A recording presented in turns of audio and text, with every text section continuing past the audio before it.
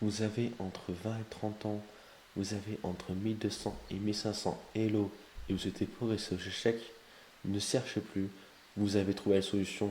La solution c'est quoi?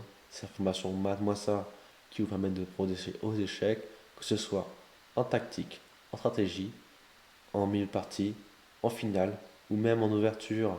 Rejoignez tout de suite la formation Math-moi ça. Le lien est dans la description.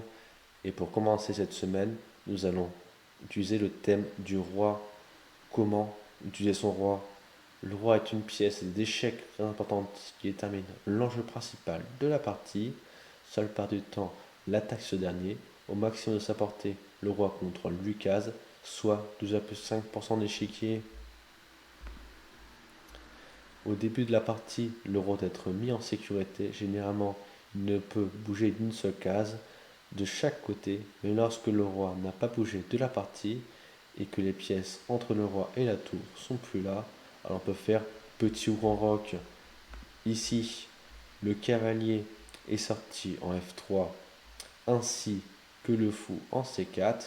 C'est la partie italienne.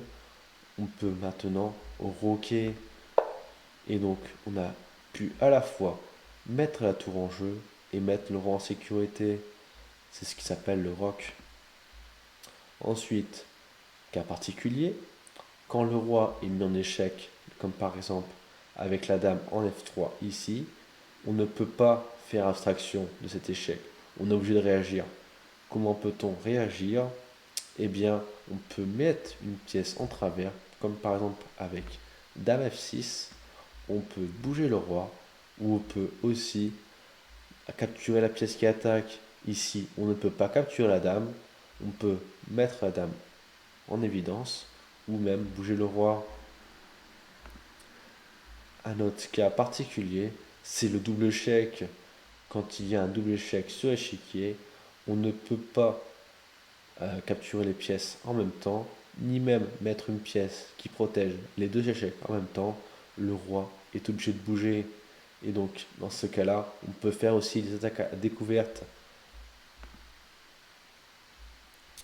Ici, nous avons un parfait exemple de ce qu'on pourrait appeler une finale. Il ne reste plus que les tours sur l'échiquier, ainsi que quelques pions. On n'a plus les dames. Le roi a donc moins de chances de se faire en échec. Et donc c'est pour ça qu'en finale, on met le roi au centre. Et donc ici, nous avons plutôt deux pièces qui nous permettent d'attaquer les pions, alors que le vassin n'en a plutôt qu'une. C'est pour ça que les noirs sont un peu mieux ici, malgré le fait qu'ils ont un pion de moins, ils peuvent le récupérer facilement. Nous avons ensuite ici l'ordre de priorité de prise des pièces. Le roi ne peut pas manger directement le pion en E5.